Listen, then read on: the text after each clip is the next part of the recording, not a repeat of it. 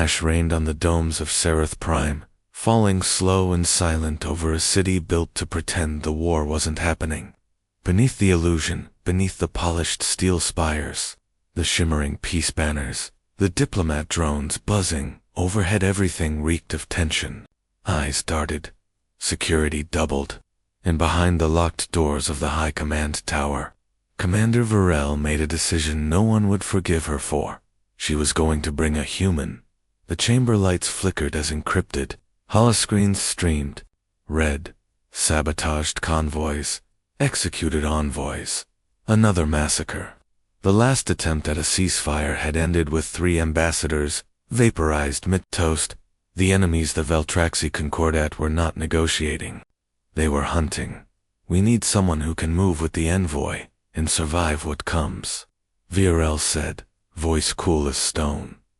Admiral Orson, her superior, narrowed his golden eyes. A protection detail. No, she replied. A deterrent.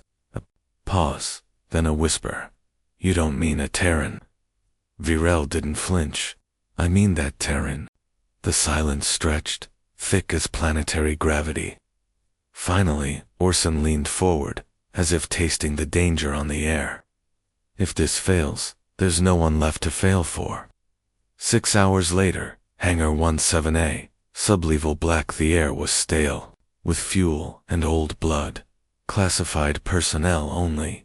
Guards avoided eye contact. Something about Marcus Cale turned stomachs inside out even before he arrived. He didn't come in through the gates. He was already there, standing in shadow, still as death itself. One boot planted against a cargo crate, arms folded. No armor, no weapon, just a matte black jacket, worn with age, and eyes like fractured glass, reflecting everything, revealing nothing. Virel approached, her silver armor catching low hangar light. You're early. You're late, Cale said, without looking. Up. She offered a data pad. Target details. Extraction routes. Known variables. Cale didn't take it. None of that will matter in 10 hours. She raised a brow. Explain. Cale stepped into full view now. Even without armor, he moved like a weapon someone forgot to shith effortless. Dangerous. The enemy didn't agree to peace. They agreed to a trap. They'll try to kill you. First strike. No witnesses. Virel's breath didn't catch, but her pulse did. And you. Cale finally met her gaze. I'm the mistake they didn't account for. 8 hours later, en route to Cragtile IV. The diplomatic cruiser floated like a shard of crystal through dead space. Inside the observation bay, Virel and Cale stood in silence, watching the red-tinged planet grow in the viewport. It's an ugly world, Cale said. All war fronts are, she replied. Cale's tone darkened. No, some planets are ugly before the war starts. She studied him. Why did you accept this mission? He didn't answer right away. When he did, it came quiet. Someone has to survive the meeting. Might as well be the one that ends it. A moment passed. Then another. Virel looked back at the planet, at the ruins barely visible from orbit. Do you believe peace is possible? Cale shrugged. Not anymore. But what we're about to do, that's not peace. That's the part where history changes, one way or another. And in the reflection of the viewport behind them, something flickered. A distorted figure in stealth gear, watching from the shadows. Cale's hand moved like lightning. A blade flashed from his sleeve. He didn't throw it. He walked toward the shadow instead. No alarms went off. No sounds followed. Just a soft thump. And then Cale returned alone, wiping the blade clean on his jacket. Next time, let's start with the part where I'm right. They called it the last table. A diplomatic structure, grown from white bone crystal and wrapped in zero-heat shielding. Set on the neutral ground of Cragtile 4, it stood like a beacon to idealists. But Marcus Cale only saw a killbox with a view. He scanned the approach. No clouds, no wind, no birds. Just a diplomatic path, lined with anti-grav banners and micro-drone pollen dispersers. Smells like peace, Virel whispered beside him. Kale didn't smile. Smells like a sterilized battlefield. The landing ramp hissed open. Ahead, the Veltraxi delegation stood in mirrored armor. Their leader, High Strategos, Urix, flanked by twin assassins, in ceremonial red. Their fingers twitched when they saw. The human. Kale didn't twitch back. Inside the table dome, the diplomatic chamber was round, pristine. A wide stone table circled with cushioned zero-G chairs, and holopanels overhead flickering peace accords decades dead. Kale stood behind Vir, arms folded, eyes on everything. The Veltraxi offered no greeting. Urix simply raised a chalice. To an end of bloodshed. Funny, you brought 2 kill teams. Every head turned. Virel's eyes flicked toward him, but Kale didn't move. Urix's smile was thin. Ah, the human sees ghosts in reflections. Kale nodded to the wine chalice in Urix's hand. You polished that silver yourself? He asked. The Veltraxi hesitated. Kale turned to Virel. Call off the toast. But she was already lifting her own glass. Too late. The explosion, it wasn't loud. The bomb was tuned to implode the center of the table. Designed to kill everyone except the ones standing back. Kale moved before sound caught up, tackling Virel. Sideways, just as the ground dropped out beneath them. Fire, shrapnel, screams. A Sarati diplomat vanished into mist. Another crawled, one arm gone, before a blast shutter dropped. Kale rolled upright, pulling Virel with him. Her ears were bleeding. He didn't wait for her to speak. Left corridor. Go, now. Security bots flooded into the Veltraxi. Assassins didn't shoot at her. They came straight for him. Kale caught the first one's blade with his bare hand, twisting until bones cracked. He spun the corpse into the second attacker and grabbed the fallen sidearm. 3 shots. 3 kills. Smoke. And the corridor was red-lit now, alarms howling like animals. Virel limped as Kale half-carried her down a maintenance hall. What the hell just happened? She gasped. Kale fired at a closing blast door, blew the panel, rewired it in seconds. Peace talks failed, violently. Why didn't they kill me? Because you're the message, he said. They wanted survivors who'd crawl home and spread fear. You were supposed to watch everyone else die. She stopped. Then why are you here? Kale looked at her for the first time since the blast. Because they didn't know you brought a human who's seen worse than this and didn't flinch. Extraction. They reached the outer wall, where Kale stole a dropship from a stunned pilot. He dragged the wounded Sarati ambassador with them, burned, but alive. Why him? Virel asked, as they lifted off, watching the diplomatic dome collapse behind them. Proof, Kale said, guiding the ship through anti-air fire like a man who'd done it 100 times before. They'll say we started it. He'll say otherwise. Above them, orbiting gunships, trained weapons on the dome, but the signal Kale spiked earlier overrode the launch command. He tapped the controls. Now the whole galaxy's watching. From orbit, the last table lies in ruins.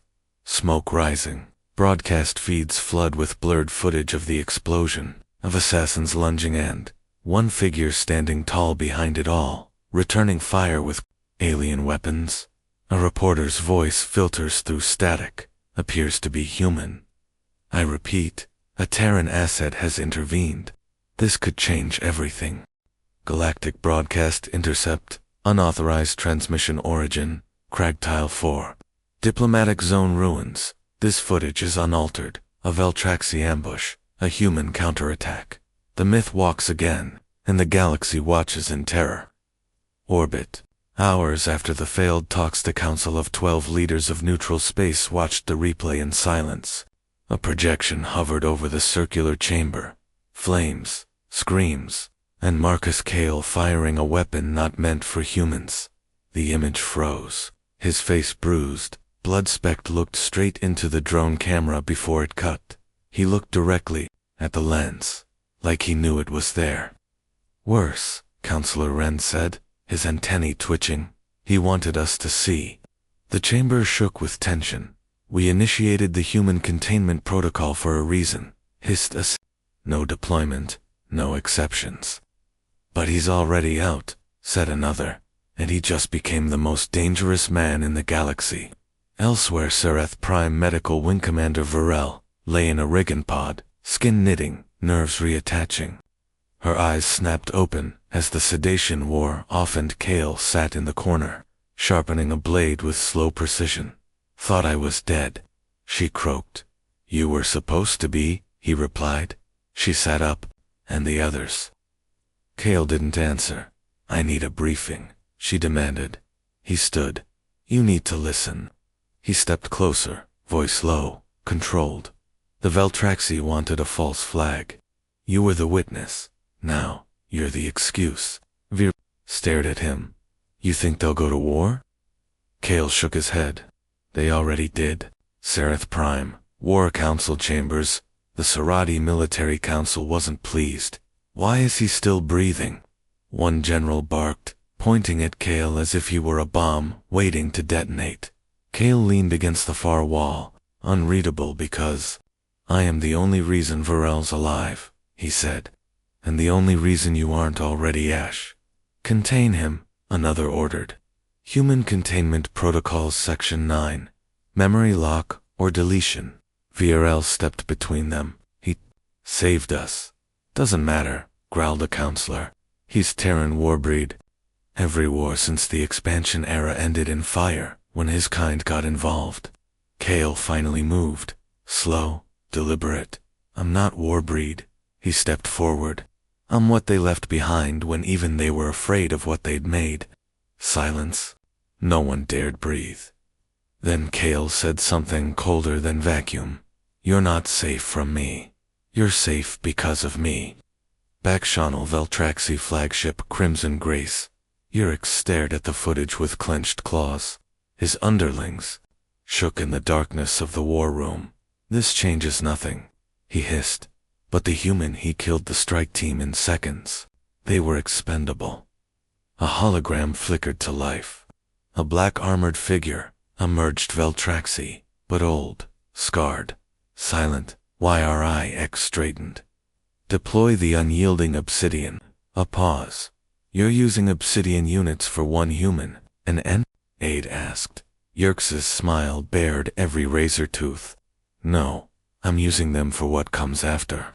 Final scene. Undisclosed human outpost. In a hidden bunker, surrounded by scorched earth. An old Earth general received a secure ping. He watched the broadcast of Kale's survival with a grim expression. Son of a bitch, he muttered. He's awake. Another soldier leaned in. Sir, the general exhaled. Tell command. Protocol 0 is active. The leash is off. The soldier went pale. We're reactivating him. The general looked back at the screen, where Kale's eyes glared like dying stars. We didn't bring him in to start a war, he said.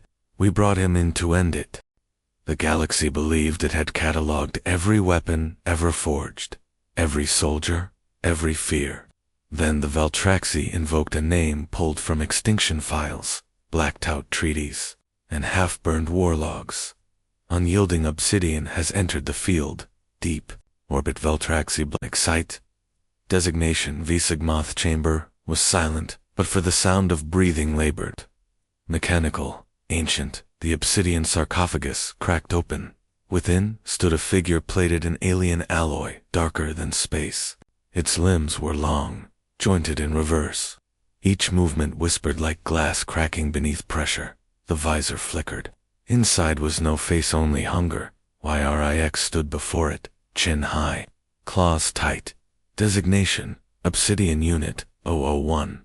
Objective, retrieve or terminate, Terran Asset Marcus Kale. Terran Kale. Confirmed engagement history. Planet burn, trench rupture, high fall, risk factor, unacceptable. Primary protocol, annihilation. Good, Urix whispered. Make it loud. Sereth Prime, edge of the diplomatic demilitarized. Zone Marcus Kale walked alone along the razor-wire fences of the old battlefield, hands in his jacket, head down like a man on a stroll.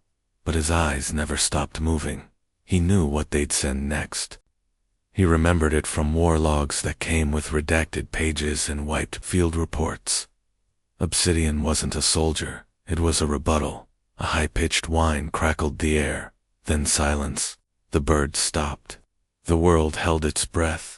Kale turned to the tree line. Right on time, he muttered.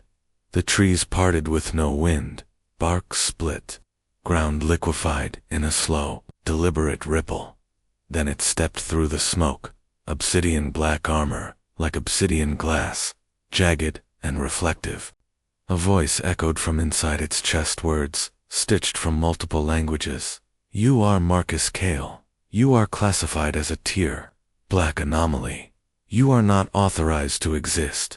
Kale cracked his neck. Yeah, he said. I get that a lot. Back at command, Commander Varel stood in the war room, eyes glued to the feed from Kale's suit cam. Officers whispered. Some turned away. He's unarmed. Someone gasped. Why isn't he calling for backup? Because, Varel said, her voice barely audible. He's waiting to see what it can do, before he decides what he needs to do back. Battlefield moment of impact. Obsidian struck first. 1 second, it stood 10 meters away. The next, it was in front of Keltu Fast 4 cameras. A black blade erupted from its forearm. Kale leaned an inch. The blade missed. Then, he moved. Kale didn't draw a weapon. He didn't scream. He just slammed his palm against the blade's base, locking it in place. The force knocked Obsidian half a step back. For a moment, it paused. Surprised, Kale looked into its empty visor and said, You're fast. I'm faster. But here's the difference. He twisted the blade, snapped it off. I get stronger when I'm afraid. Obsidian recalibrated. Deployed drones. Kale kicked a loose rucka signal.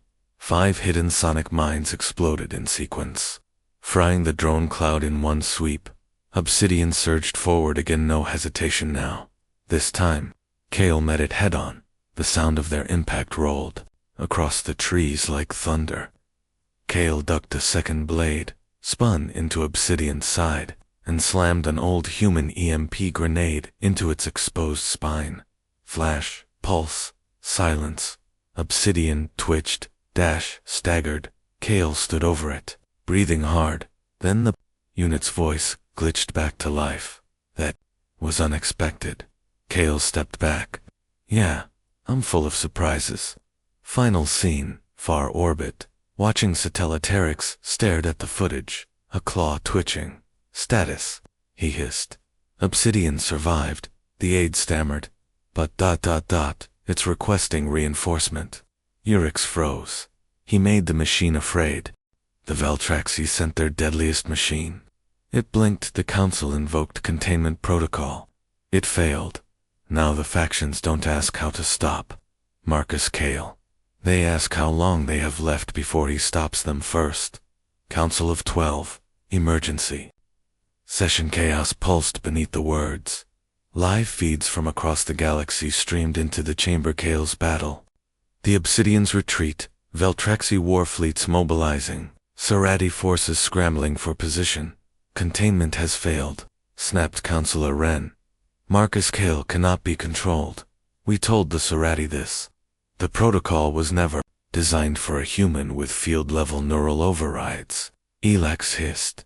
He's not a human, murmured a synth mind coldly. He's the result of a mistake we buried and prayed would never claw its way back to the surface. And now? The chairwoman asked. The room fell silent. Now, a voice said from the shadows, You bargain. A hooded figure stepped into the light, a representative from the Terran Black. Accord. Every counselor flinched. We don't bargain with Terrans. You will, the Accord agent said.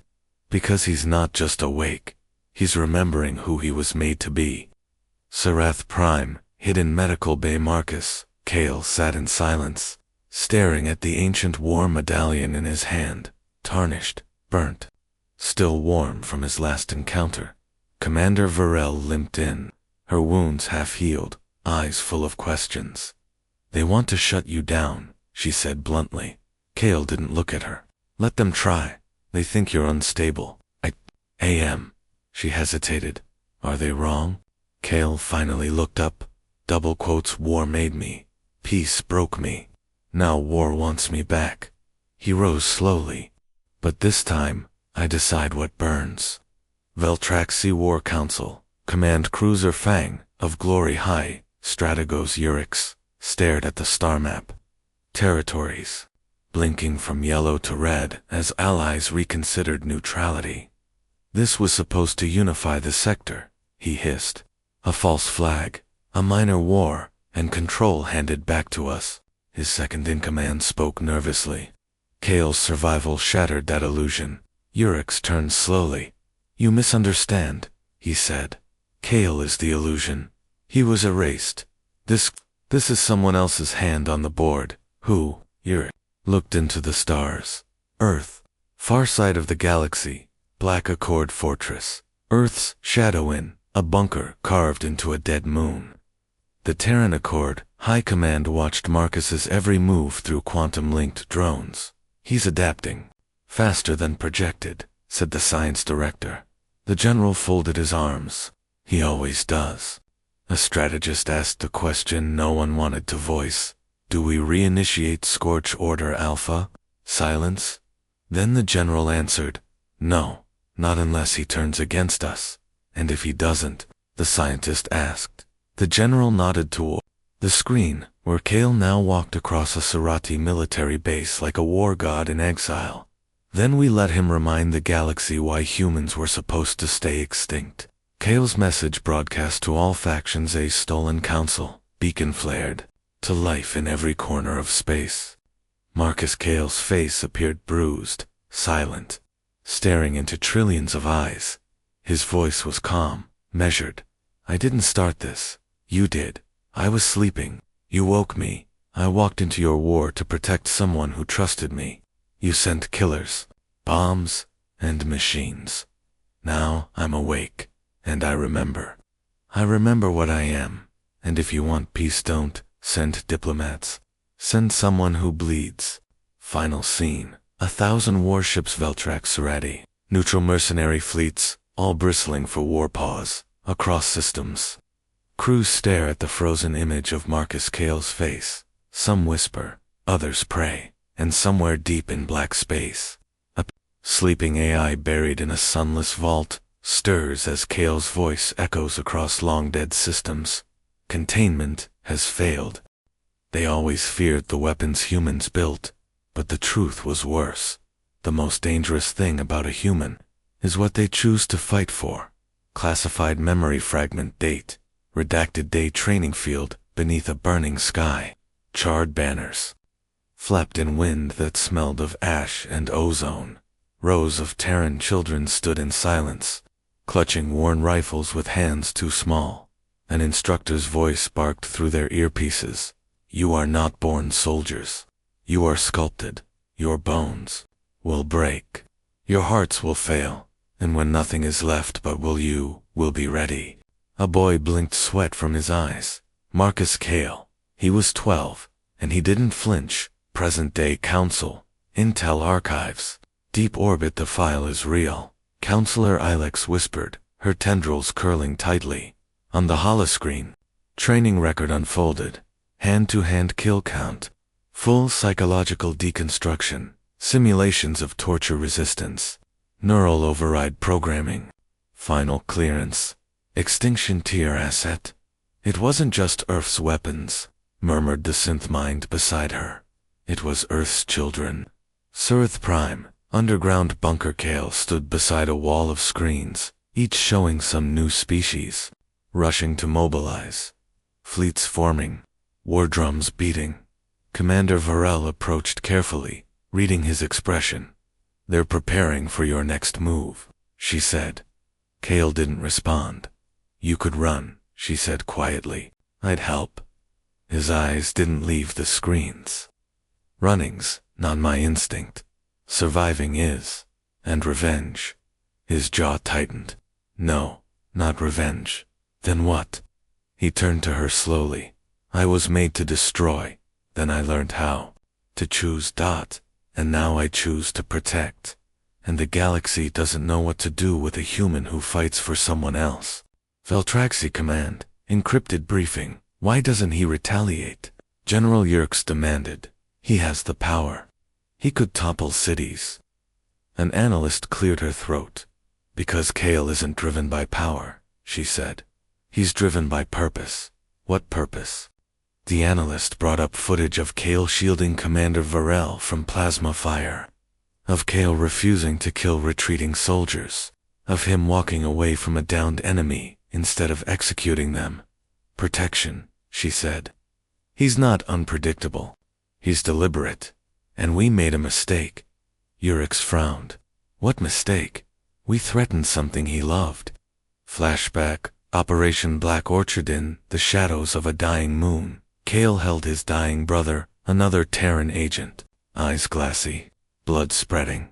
They said we were monsters, his brother whispered. Kale gripped his hand. No, he said. We were tools. Monsters have a choice. I'm glad you found yours, his brother murmured. His last words were, barely a breath. Don't let them turn you back. Present Sereth Command, Underground Lab. Kale stood over the remains of Obsidian Unit 1's disabled drone. Inside was a memory shard encrypted. Dangerous. He crushed it without a word. Varel watched from behind a security shield. He's getting quieter, she noted aloud. That's not good, a young Sarati officer asked nervously. Why? Because humans talk when they're scared. They go silent when they're ready. Seen Planet Virexi. Veltraxi tactical lab scientists scrambled. An alarm screamed. He triggered the Accord's red marker.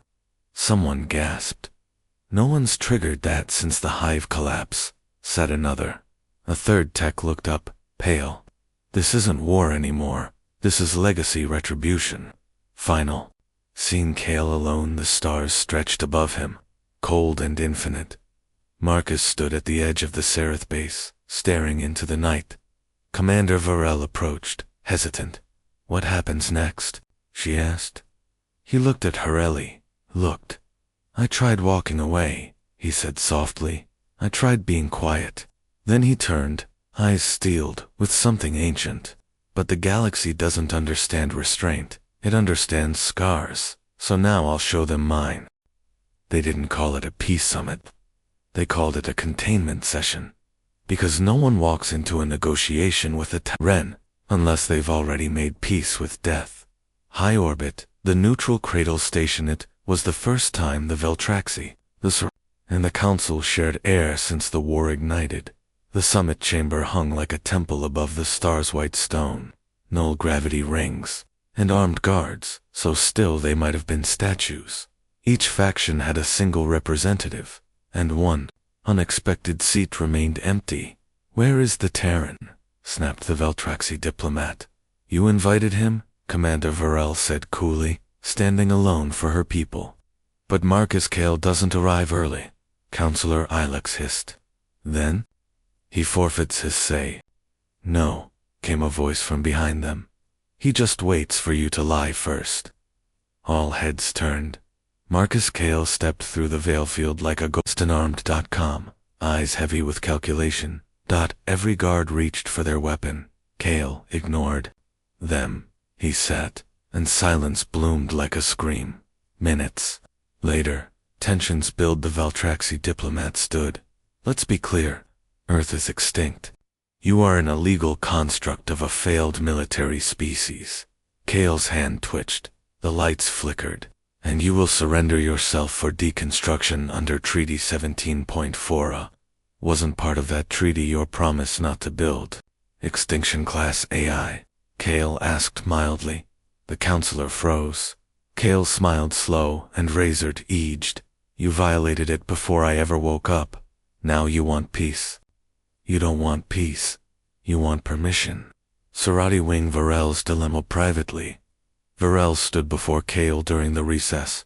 They'll never admit fault, she said. They're cornered. I don't need their admission. Kale replied. I need them afraid to try again. But if you go through with what you're planning. Kale looked down at her, not angry, just tired. I don't plan vengeance, he said. I calculate consequences. And what if you're wrong? Kale's voice dropped, heavy with a memory long buried. Then I'll be what they made me to be, and none of them will survive. The lesson. Cradle Station. Security feed intercepton, a hidden channel. The council's synth-mind whispered into the Veltraxi diplomat's ear. Initiate fallback. Terminate Kale. Claim he attacked first. But the weapons won't use. The null grav failsafe. Collapse the room. Make it look like a Terran temper tantrum. They never noticed a single drone watching from the ceiling. They never realized it was his treaty. Session resumes, but the room changes as the delegates returned. They found their seats. Shifted. Kale now stood at the center. No guards. No table. Just him, and a memory beacon, hovering beside him. Before you try to kill me, he said, without emotion, let me show you what I remember. He tapped the beacon. Screams. Fires. A child's body pulled from rubble. His own screams. Footage from their own war archives. The war they started. The war they lost. The war they buried. Kale's voice cut through the silence. You taught me to obey. Then, you taught me to survive. Now you want me to forget. He stepped forward. The floor cracked beneath his feet, not from weight, but pressure. I'm not asking for peace. I'm demanding you understand what peace costs, and I am that cost. Sudden betrayal, the assassination attempt, shimmer in the air. 2. Guards raised weapons, not theirs. Council controlled. They fired. The beams hit nothing. Kale had moved, or rather, he'd been ready. He caught one by the throat, crushed the weapon, and flung the second into a magnetic wall, pinning him like a dart. Everyone else sat frozen. Kale stood alone again. That, he said to the counselor, was your last mistake. Final. Scene warning given. He turned and walked out, leaving silence behind. No threats, no armies. If you can't survive peace, you won't survive me. War ended the moment Marcus Kale stood up, not because they agreed with him, but because they finally understood what would happen if they didn't. Single quotes T. 1 week later, orbit of Sereth Prime, the galaxy held its breath. Hundreds of ships, thousands of species, millions of eyes all watching a broadcast with no title, no introduction, just a man, one human. Marcus Kale stood alone aboard a decommissioned warcruiser, wearing no armor, no insignia, no weapons. He didn't need them. This is not a surrender. It is a recalibration. The broadcast Kale's speech. Kale looked into the lens, and the stars behind him seemed to flicker. You tried to end us, he said. Not because we were violent, not because we were wrong, but because we were uncontrolled. You feared what we might become. He raised his hand, displaying a scar across his palm. Burned there by Veltraxi, branding at age 15. You turned children into weapons. You unleashed monsters. He stepped forward, the screen stabilizing under silent pressure. And yet here I stand still, choosing restraint. Not because I can't destroy you, but because someone once showed me mercy, when I had nothing left but hate. Behind him, Holly displayed a single face. Commander Varel. Kale's voice dropped to a whisper. She reminded me I was still human. Now I'm reminding you. That's the most dangerous thing in this galaxy. Council Citadel, panic room feed. Ilex was pale. Her synth-mind assistant pulsed red with failed calculations. He's doing it, it said flatly. He's uniting them. All of them. The synth-mind paused. Even the ones we enslaved. Sereth Capital, after the broadcast command. Varel stood at the edge of the city as lights flickered across the horizon one by one, ships from rival factions disengaging weapons, powering down shields. Not in surrender, in recognition. Varel's advisor approached. They're calling it the Terran Accord. She didn't smile, just nodded. He gave them a choice. She murmured, Now they're making the right one. The Veltraxi High Court collapse of a regime of Veltraxi citizens watched Kale's speech over looped transmissions. For the first time in centuries, dissent wasn't met with execution.